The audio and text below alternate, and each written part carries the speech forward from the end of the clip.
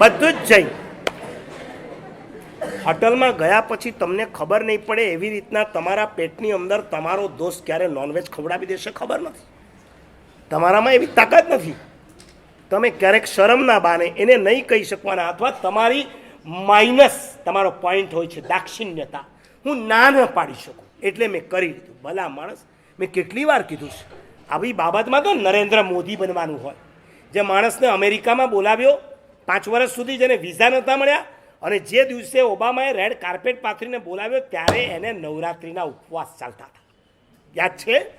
2 વર્ષ પહેલા નવરાત્રિના ઉપવાસ ચાલતા હતા. દુર્ગા માનો, અંબિકા માનો એ પરમ ભક્ત છે, શક્તિનો ભક્ત છે. અને એ ઉપવાસની અંદર અમેરિકામાં 20 જણાને ડિનર માટેનું આમંત્રણ અપાયું. ઓનલી 20. વિચાર કરો, 20 કોણ હશે? મોટી મોટી સેલિબ્રિટીઓ જ હશે ને, આલિયા માલિયાઓ ના આવે એમાં. તો એ 20 જણાની વચ્ચે જ્યારે મોદી બેઠો અને બાજુમાં ઓબામા જ, અને ઓબામા એને જ્યારે ડીશ આપતા હોય કે તમે સ્ટાર્ટ કરો, ત્યારે મોદીએ કહી દીધું નવરાત્રિના ઉપવાસ ચાલે છે, આમાંથી કાંઈ નહીં લઉં, લઈશ તો ગરમ ઉકાળેલું પાણી પીશ, આ સિવાય કાંઈ નહીં લઉં. અને ઓબામાએ પણ એને પાણી આપી અને ઊભો કર્યો. તો હું એમ કહું છું, અમેરિકાના ઓબામાની બાજુમાં બેસીને ઇન્ડિયાનો PM જો પાણી પીને પાછો આવતો હોય, આ એણે પોતાનું પાણી બતાવ્યું હતું. અને તમારા જેવાને મોકલ્યો હોય,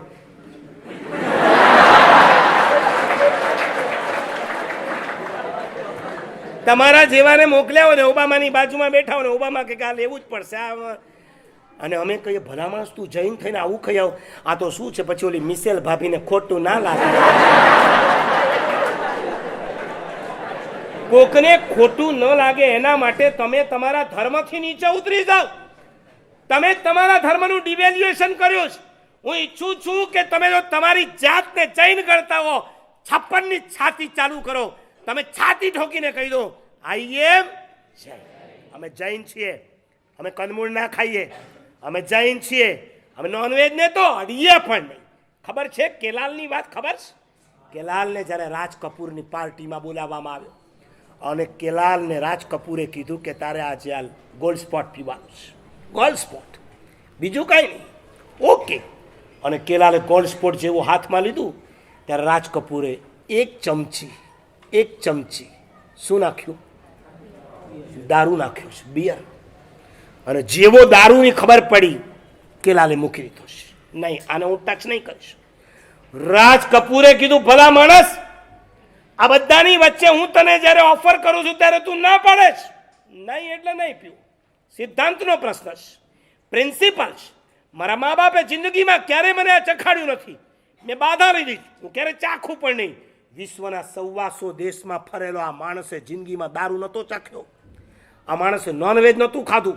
ગચ્છાધિપતિને વંદન કરવા માટે કેલાલ ઘાટકોપરમાં આવ્યા હતા ત્યારે અમે એને પૂછ્યું કે તમારી રાજ કપૂર સાથેનું જે દ્રષ્ટાંત અમે સાંભળ્યું છે રાઈટ? મને કે પરફેક્ટલી રાઈટ. એટલું જ નહીં, 125 દેશમાં ફર્યો છું, ક્યારે પણ નહીં.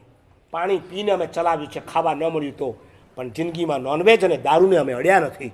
અને જ્યારે રાજ કપૂરે એને કીધું, એને ના પાડી, ત્યારે રાજ કપૂરે કીધું કે લાલ, મારા બાપ પૃથ્વીરાજ કપૂરના તને સોગંદ છે, આજે તારે પીવું પડશે.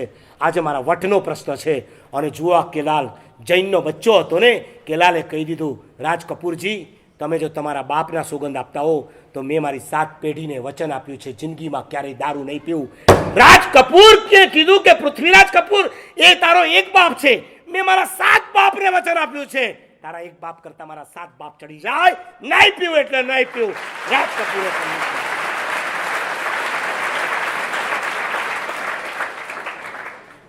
સ્લીપ થવું હોય તો કેલાલ જેવાને કંઈ વાર લાગે? વિશ્વની અંદર જે ફરતો માણસ, જેની સાથે વાઈફ ન હોય, જેની સાથે મા ન હોય, જેની સાથે બાપ ન હોય, તમે તો હજી ઘરમાં છો. આવતીકાલે બિઝનેસના નામે તમે બેંગ્લોર જાઓ કે પરદેશમાં જાઓ, તમારી મા અને બાપ અહીંયા હોય, તમને કેવું બેડ સર્કલ મળે, તમારામાં શું પરિવર્તન આવે, તમને ખુદને ખ્યાલ નહીં હોય. બેટર ક્યાંય પણ જતા પહેલાં હાથ જોડીને જજો, મારા જીવનમાં આ 3 પાપ તો નહીં આવે.